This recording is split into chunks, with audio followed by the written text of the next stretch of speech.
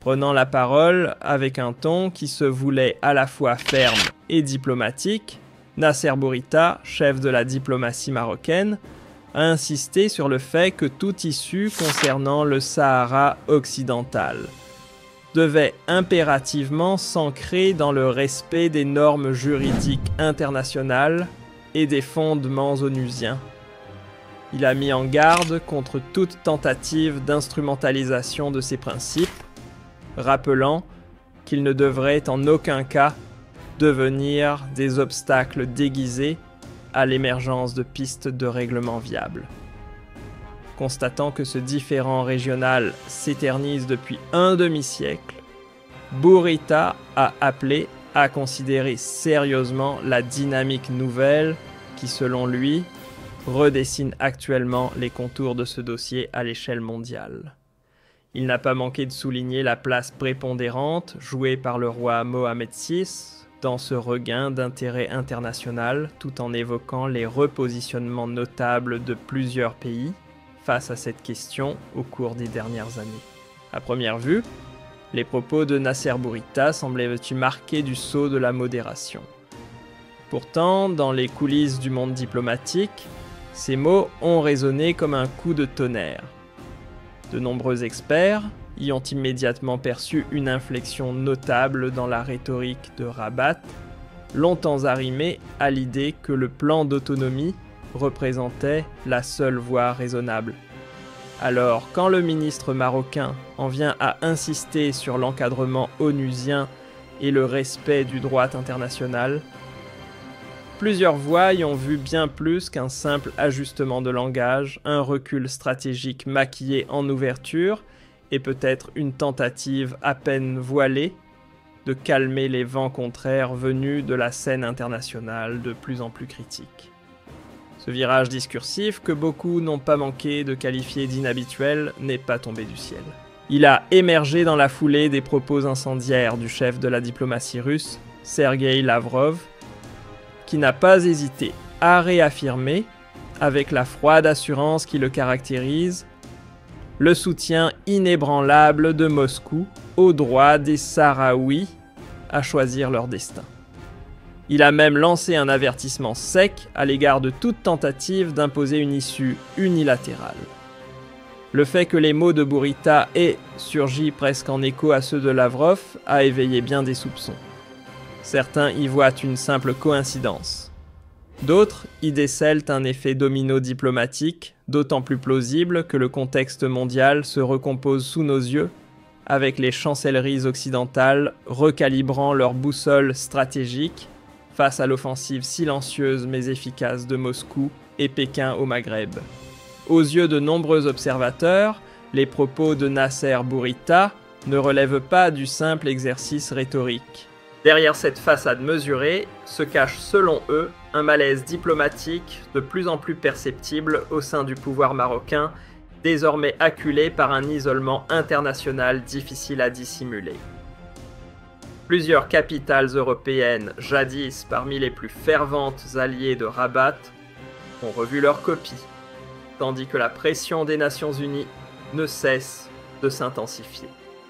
Dans le même temps, Moscou et Pékin, en adoptant un ton plus équilibré et en brandissant sans relâche la bannière du droit international, redessinent le jeu diplomatique et laissent le Maroc dans une position aussi inconfortable que vulnérable.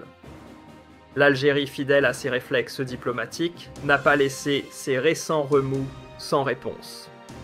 Dans un double communiqué émanant du palais présidentiel et du ministère des Affaires étrangères, Alger a tenu à réaffirmer sans détour son soutien absolu au droit inaliénable du peuple sahraoui à décider de son avenir.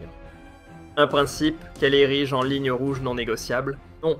Pour les autorités algériennes, toute solution qui prétend s'écarter des résolutions onusiennes ou contourner l'organisation d'un référendum libre et équitable ne ferait que jeter de l'huile sur le feu d'un conflit déjà vieux et miner davantage la stabilité régionale. En somme, pas de compromis en dehors du droit international. Dans le sillage de ces déclarations fermes, l'Algérie n'est pas restée immobile sur le plan diplomatique.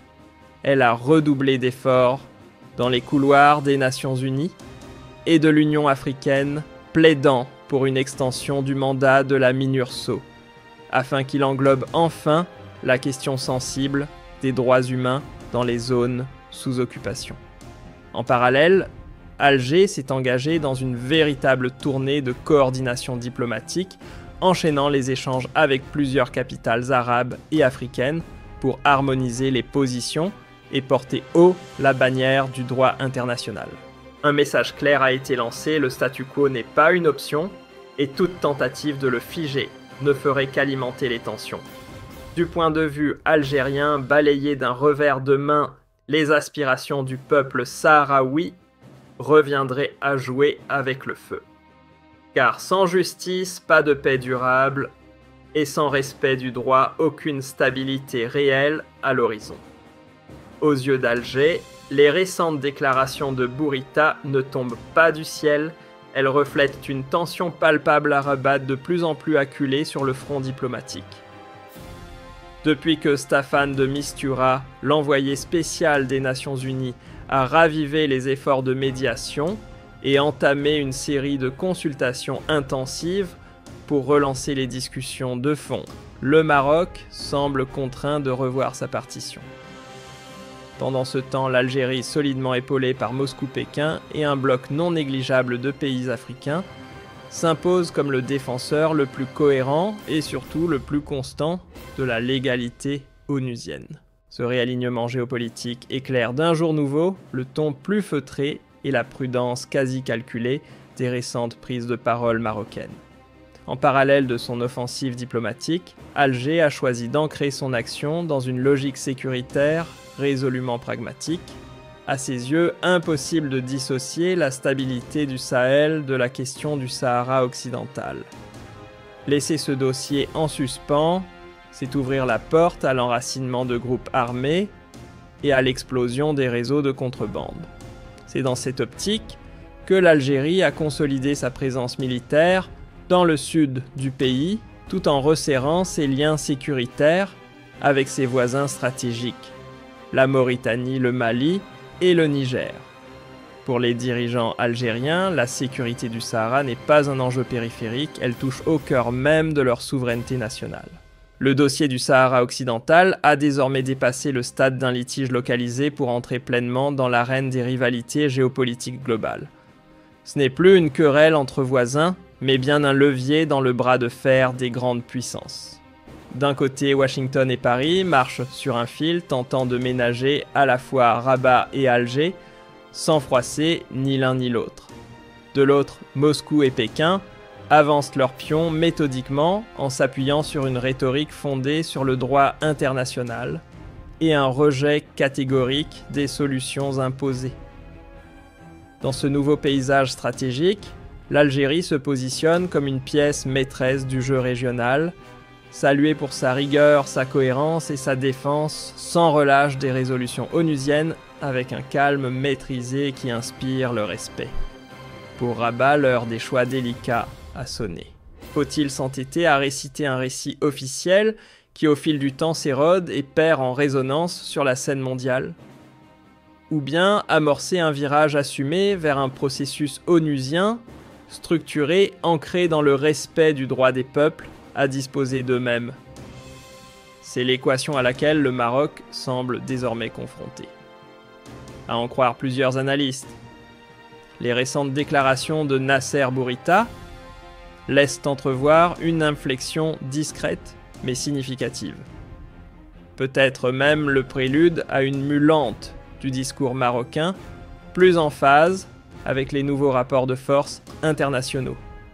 Au bout du compte, l'échange tendu entre la prise de parole mesurée du ministre marocain et la riposte inflexible d'Alger met à nu une fracture bien plus profonde qu'un désaccord frontalier. C'est tout le Maghreb qui vibre au rythme d'un duel idéologique. Le conflit du Sahara occidental ne se résume plus à une querelle de territoire. Il incarne désormais un choc de vision. D'un côté, Rabat poussé à faire des concessions face à un ordre mondial qu'il ne peut plus ignorer. De l'autre, Alger, arc-bouté sur les grands principes du droit international, et résolu à faire de l'autodétermination un combat non négociable. Deux trajectoires opposées, deux lectures du monde. Un même terrain d'affrontement. Entre les mots soigneusement pesés de Bourita et la rigueur implacable d'Alger, un nouveau chapitre s'ouvre dans l'arène diplomatique maghrébine. Dans cette phase inédite, le droit international ne joue plus les figurants, il s'impose comme l'unique boussole capable d'orienter le dossier saharien vers une solution réellement durable. En vérité, les récentes sorties de Nasser Bourita n'ont rien d'un simple ajustement de langage. Elles lèvent le voile sur les fissures d'une stratégie marocaine qui pendant trop longtemps s'est reposée sur la surenchère verbale et l'illusion que le statu quo pourrait se transformer en victoire. La scène internationale a changé de décor, et avec elle, les règles du jeu. Le renouveau des principes onusiens, portés à bout de bras par des acteurs comme l'Algérie, redessine les équilibres au Maghreb. Ce qui, hier encore, était perçu comme un dossier secondaire ou figé dans le marbre des négociations suspendues, s'impose aujourd'hui comme un champ de bataille diplomatique central, où s'affrontent frontalement deux visions du monde, l'une ancrée dans le droit, l'autre guidée par l'opportunisme. Dans cette redistribution des cartes, Rabat semble amorcer un repositionnement discret, conscient que les vents ne soufflent plus en sa faveur. Le soutien européen s'effrite, plusieurs pays arabes optent pour une réserve calculée, et l'ombre d'une diplomatie algérienne patiente mais offensive s'étend à nouveau sur la région.